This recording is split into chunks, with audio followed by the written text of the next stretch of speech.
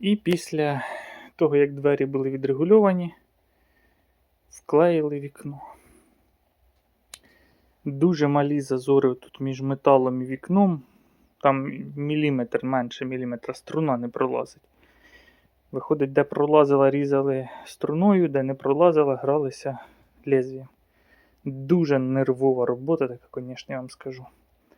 Ну нічого. І з того боку